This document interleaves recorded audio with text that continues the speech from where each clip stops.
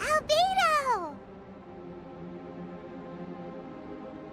Traveler, Paimon. I suppose your story is ready. Yep. How about you? Do you need some more time? No need. I am also ready to tell my story. Paimon calls dibs! Paimon first! Please, go ahead. Okay, here goes. Once upon a time, there was an evil researcher who went into the mountains and did a crazy experiment on whopper flowers to transform their appearance. After a lot of pain and suffering, the whopper flowers finally took on a human form. Then they stood by the side of the mountain to wait for unsuspecting bypassers. To whoever spoke to them, they would ask some questions such as, "Who am I? Who are you?" If the bypasser got the wrong answer, the last sound they'd make would be a yelp before the whopper flower ate them alive in one bite. Ooh, truly frightening. What the? You two aren't scared at all! Don't go nitpicking, okay? If you didn't like the story, go write your own!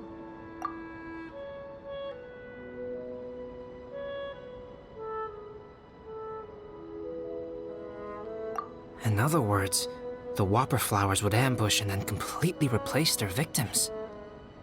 And then what? Go back to where the person lives? Enter their home? Eat their whole family? Paimon made up this story, but now Paimon's the one who's scared by it. It's a good story. May I write it down? I may bring it up in future conversations. What for? Just to scare people with? Yes.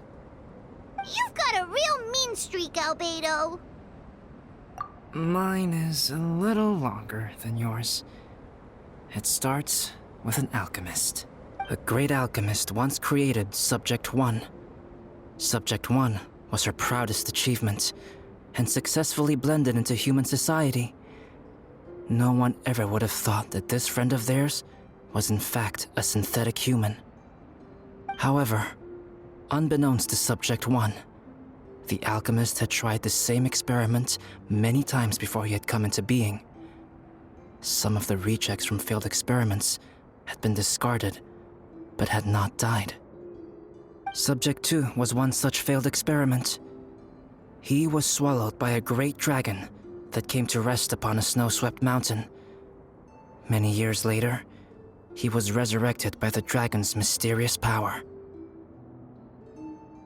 He saw all kinds of people on the mountain, including Subject 1, who had somehow miraculously blended in among them. Never in Subject 2's wildest imagination had he thought it possible for experimental life forms such as they to deceive everyone so successfully. He saw the way humans accepted Subject 1 as a friend, witnessed their affection as they addressed him by name. This was what Subject 2 wanted. Now, all that Subject 2 desired was to replace Subject 1 and take the joy of his existence for himself. This is giving Paimon the chills. So scary. Subject 2 began to unfold his plan. He stole Subject 1's books and notes, and studied all that Subject 1 had learned from the alchemist. Subject 2 was highly intelligent, and he learned quickly. he changed his face into an exact replica of Subject 1's face. Then, he found a plant with mimicry capabilities and transformed it using dragon blood and alchemy. And so, not only did Subject 2 transform his own appearance to perfectly match that of Subject 1, he also created a third entity, Subject 3. What? There's 3 of them now? But Subject 2 wanted to become a perfected human. So, he erased a mark in both his and Subject 3's necks, for these marks were symbols of imperfection. In my view, it was probably a subconscious act, an instinct. He so desperately craved to become a perfect human being that he forgot something. Human beings are defined by their flaws. Subject 2's plan was meticulously crafted. Subject 3 would draw Subject 1's attention. After Subject 1 disposed of Subject 3, he would assume the threat had now disappeared and would let his guard down. The next moment that Subject 1 was alone, Subject 2 would make his move. He would eliminate Subject 1 and become the only one remaining. He would secretly replace the Subject 1 of everyone's memories and inherit his identity, residence, clothing, sword, name, and friends. People would have no idea that the individual they knew had become somebody else from one day to the next. This is way too scary. Paimon's never gonna be able to trust anyone again. But just before Subject 2 could carry out his plan, a unique stranger entered the mix. Subject 2 tried to make contact with this person, but found that they could somehow sense he was different from Subject 1. What's wrong? Are you scared? What happened then? What happened to the stranger? He became a new stage in Subject 2's plan. One more person that Subject 2 had to dispose of. It's as if there were 3 identical roses in a garden. Only one of the 3 was a fine specimen, while the other 2 were defective specimens that bore poisonous thorns.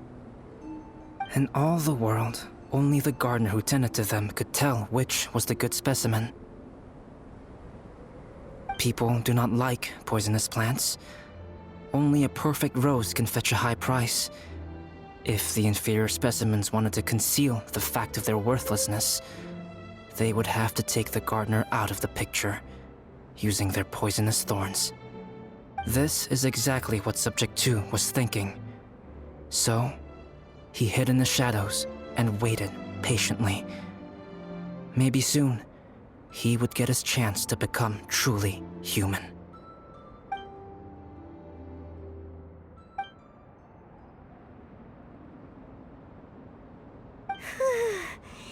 That was intense! So what happened after that? Did Subject 2's plan succeed? Paimon can't bear thinking about it. Fortunately, it is just a story. And even in this story, Subject 2 did not succeed. But you can never let your guard down on Dragonspine. Monsters mutated with Durin's power and blood are also creatures of Rhine-Daughter, just like me. You must beware of all such creatures. I'm glad to hear that. It's okay. I know what I am. You and I are both different, so there is no need for me to hide the truth from you.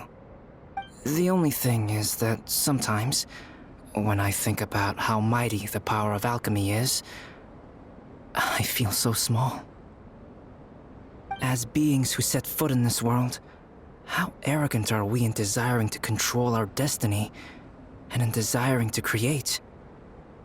Is creation an arrogant act, traveler?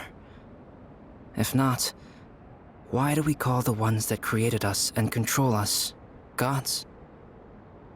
If it is, then what qualifies us to call ourselves creators? How far must we take our reverence and respect, and what purpose does it serve? Nothing special, but whenever I think about it, I feel a twinge of grief. Poor Albedo. Hello? Traveler? Are you here? Hey, is that Amber? Thought we might find you here.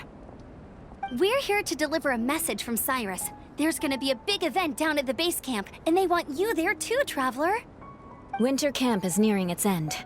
Apparently, even provisional instructors are required to attend. Looks like we need to go, Albedo.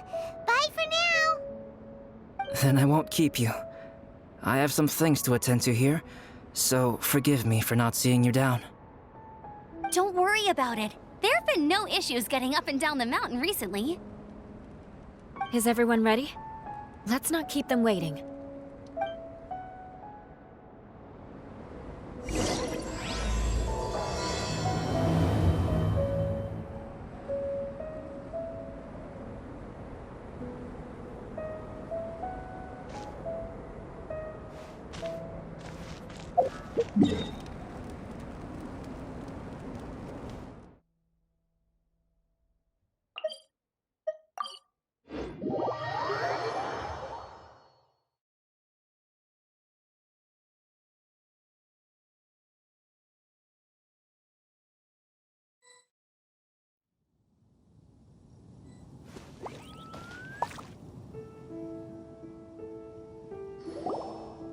Huh? Who is this guy? Allow me to introduce Yozerv. He's Joel's father. Dad, this is that traveler I was telling you about. The traveler's helped me out loads in the past, and this time we even built a snowman together. Joel has told me everything about you. I can't thank you enough. Wow, this is amazing! Wait a second. Why is Cyrus discreetly wiping tears away? And what is Pallid doing here? Pallid is the hero of the hour this time. Go on, Pallid. Tell us what happened in your own words. Okay.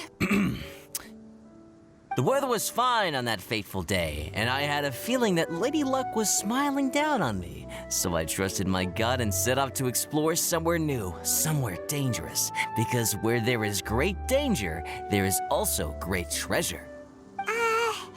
Why does this sound so hard to believe? But I had only been away from the group for a short while when I fell down a slope and just started rolling. Uh-oh. Did my bad luck rub off on him when we ran into each other on the mountain? The place I fell to was somewhere I didn't recognize, and I'd sustained a few injuries. I remember thinking to myself, this is the worst luck I've ever had in my whole life. Then I met Yozerv. He'd heard the sound of me falling and came out to see what was going on. Huh? Wow, so it was completely by chance then. I thought he must have been someone from the Adventurers Guild here for the event, but after a few words of conversation, it was clear that he was having memory problems. He didn't even know his own name. The temperature was freezing, and there was no time to deal with all that there and then, so I convinced him to come back to the camp with me and figure everything else out after we got there. We got back to the camp, ran into Joel, and the moment he saw him, he froze for a second with this completely stunned expression on his face, and then he started crying out, "Dad! Dad!" That's when Yozerv suddenly started to remember. My memory has still not fully recovered, but Joel and his mother, they are the only ones that I will not. Daddy. Daddy's right here, Joel. Daddy's right here. Yozerv, don't you remember anything else at all? The poor princess? Feeding the foxes? I'm sorry. I have no recollection. Maybe it's because of the head trauma. I'm not sure.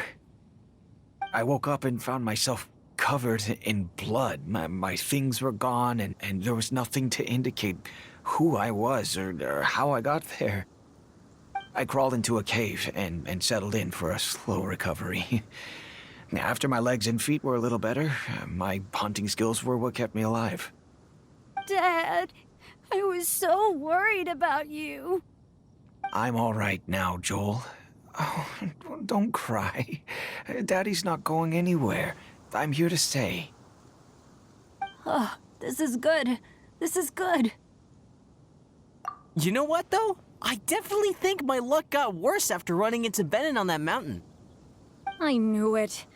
Ugh, I just...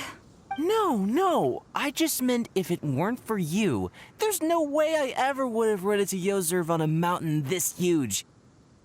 Besides, we got back safely, didn't we? So don't blame yourself. Maybe sometimes miracles can only happen when you get just unlucky enough.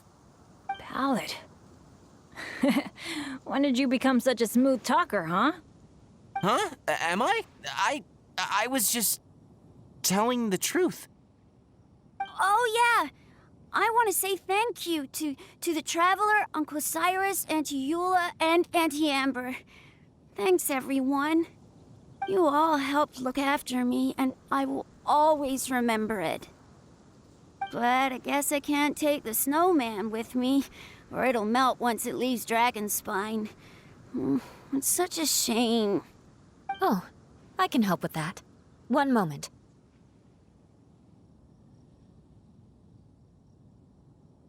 Huh? Eula? Here, take this. It's powdered rime. Just add it to your snowman, and it will never melt. Wow! Really? Oh, this is awesome! You're the best, Auntie Eula! Dad, I have an unmeltable snowman now! How cool is that? How can I ever repay you all? Thank you all. Thank you from the bottom of my heart. Dad, I want to go move the snowman. Can we do it now, please? Okay. I'll be leaving with Joel now. I'm sure I'll see you all another day. Very well, very well. It's time for Pallid and I to have another discussion concerning his breaches of adventurer discipline. Huh? But Cyrus, I think I kind of made up for my mistakes this time, you know? See you guys! Oh, I made this for you and Amber. Think of it as a winter souvenir. Aw, are you sure? This must be really important to you. Come on now, just take it. No need to make such a fuss. Wow! Now our snowman won't melt either! Great! You're welcome. Just keep it, that's all I ask. Amber and I have some business to attend to now. See you later. See you! Everyone's gone. Oh! You know what? We've been on Dragonspine all this time, and somehow Paimon still forgot to ask Albedo about how to make a fruit juicifier machine that could keep the juice fresh. Maybe we should try Timaeus again. He does seem pretty eager to please after all.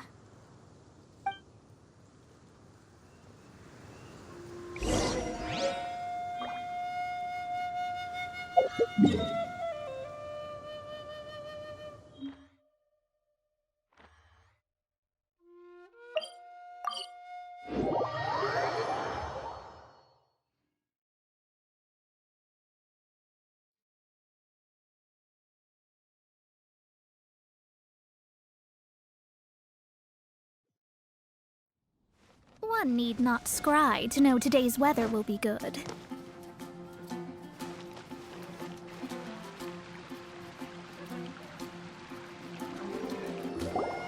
Timaeus! Traveler and Paimon, what can I do for you? Wait a minute. You've got that mischievous look on your face. Oh, you're not still thinking about that ridiculous juicer thing, are you? Timaeus, will you help us? Well, if the Traveler isn't really interested, then, yeah, maybe I'll give this one a pass. It's just the weirdest request ever. No, but Paimon's Sunsettias are gonna go to waste without it. And the time it would take me to research something like that, I could probably pick those Sunsettias again 10 times over. New research project, Timaeus? We meet again. Oh, Albedo, thank goodness. So the situation is, Paimon wants a machine that can turn fruit into juice and keep the juice fresh. I mean, surely it's... Majorly important, that's what it is. If you can manage to invent this, we'll never have to worry about fruit going bad ever again. That's impossible.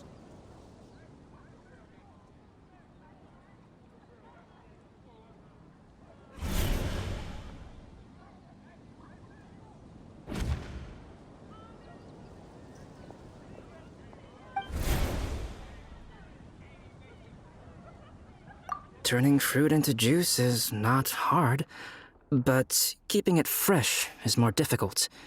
But if you simply want to keep the fruit from rotting, there are many ways to achieve this. Right, Traveler?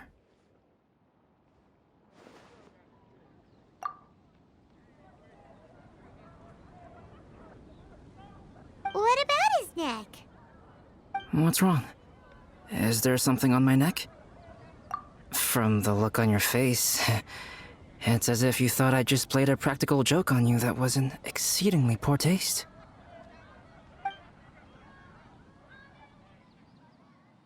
Albedo, you were saying, how do you stop fruit from going bad?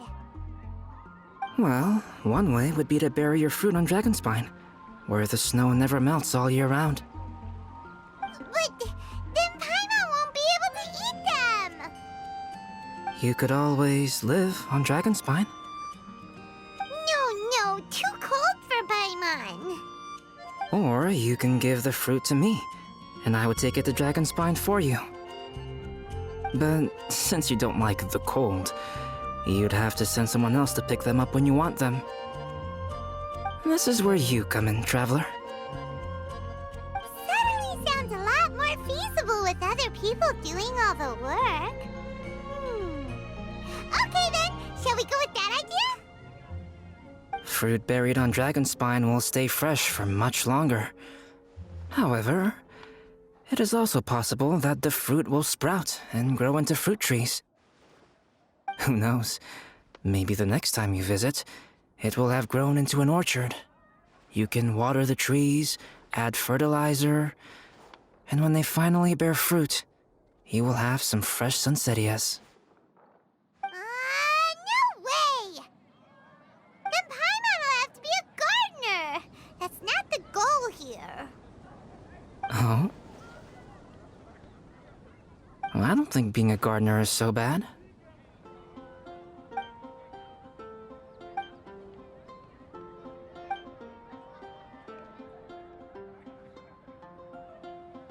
Albedo! Stop trying to get your hands on Paimon's super sweet Sunsettias! It bothers you, does it? Of course it bothers Paimon! They are the rarest, super-duper sweetest Sunsettias ever! And they're not for you! Okay, but they're just Sunsettias. I think you're only so attached to them because you don't have much fruit of this quality in your possession. When someone's pockets are full and their spirit is fulfilled, they don't easily fall prey to this kind of yearning. Huh? Really?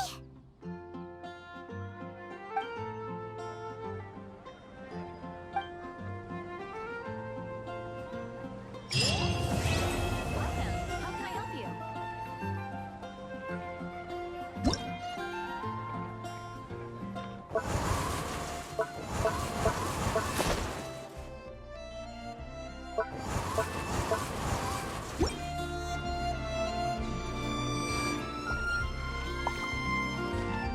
Dragonspine is too cold for ordinary fruit trees to survive. But if, one day, Dragonspine did become home to gardens and orchards, there would be more reasons for people to visit. Perhaps a little life is the key to attracting people. Life may exist in all kinds of unfathomable forms, and in all manner of unthinkable environments. Mysterious, yet tenacious. Perhaps This is what makes life so special. Ancient alchemy truly is fascinating.